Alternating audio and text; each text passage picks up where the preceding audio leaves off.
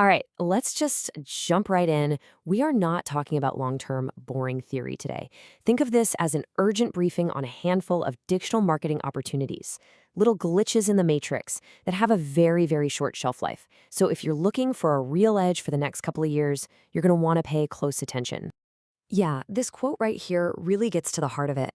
We are not talking about some minor algorithm tweak.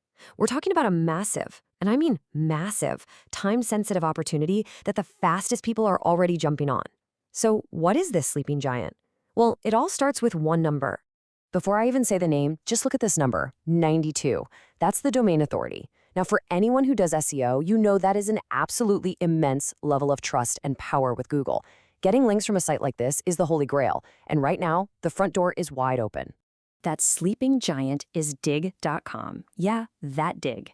If you were online before Reddit completely took over the world, you remember Dig. Well, it just relaunched on a totally clean slate.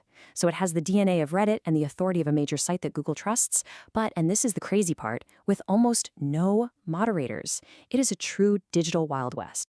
So how do you actually take advantage of this? The play is simple, but it is so powerful. First, you go in and you claim valuable, keyword-rich usernames immediately. Second, you start creating new communities, basically like subreddits, all over the platform. And third, you strategically stack links inside your posts to channel that incredible DA92 authority right back to your own sites. Now, it's one thing to talk about a strategy, but it is a whole other thing to see it in action. And you gotta understand, this is a high-risk, high-reward game. Some people are pushing it to the absolute limit, and the results are pretty explosive. And this story just illustrates the stakes perfectly. A marketer named Jackie Chu used this exact dig method and ranked #1 for a super competitive keyword almost overnight. That's the win. But he pushed too hard, got way too aggressive, and the admins brought the hammer down. They deleted everything, got them all clapped. It's a masterclass in what's possible and a huge warning about what to avoid. Let's be crystal clear. This window is closing, and it's closing fast. The admins are catching on. They're starting to ban IPs. They're de-indexing content that looks too spammy.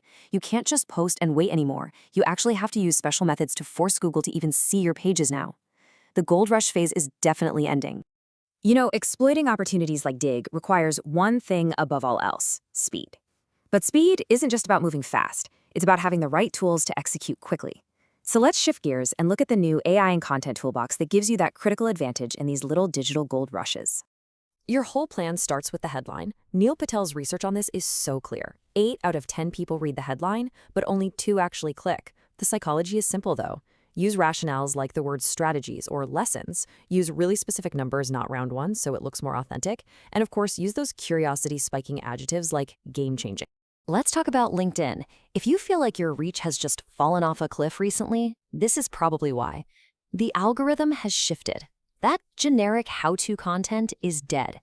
The platform is now heavily favoring how-I content. I'm talking personal stories and case studies. This is how you build real authority and actually save your reach. Okay, here's a pain point I think every single one of us has felt. You've got like a dozen articles, a few PDFs, a bunch of random notes, and you have to somehow synthesize all of that into a clean presentation without spending your entire day on it. This is where you use a tool like Google's Notebook LM. But don't think of it as just another generic content generator. The way the pros use it is as a deep research assistant. You feed it your trusted sources first, and then you ask it to create slides and infographics. That way, you know the output is actually based on solid data and not just AI fluff. And what about this? We spend hours and hours organizing digital files, our downloads folder is a complete wasteland, and our desktop is pure chaos. What if an AI could just handle all that for you? Well, that's here now. Anthropic's Claude Cowork isn't just a chatbot. It can actually access your file system to organize folders and run commands for you. This is a huge step toward what we call agentic AI, which basically just means AI that doesn't just talk, it acts on your behalf in the real world. Okay, so we've got the tactics and we've got the tools. But how do we build these hacks into business models that are sustainable, that are scalable, and that actually generate some serious income? Let's look at what's working at a really high level. Let's start with this number, $75,000 a month. Now, this isn't from some super complex software product. It's from a surprisingly simple agency model that brilliantly solves the single biggest problem in sales. It's called the Trojan horse model. You don't try to sell a cold lead on a $5,000 service. Instead, you get your foot in the door with an irresistible low-cost offer, like a $500 website. You totally over-deliver, you build a ton of trust, and then you upsell them on the high-ticket recurring service. You're not a salesperson anymore. You're a trusted partner.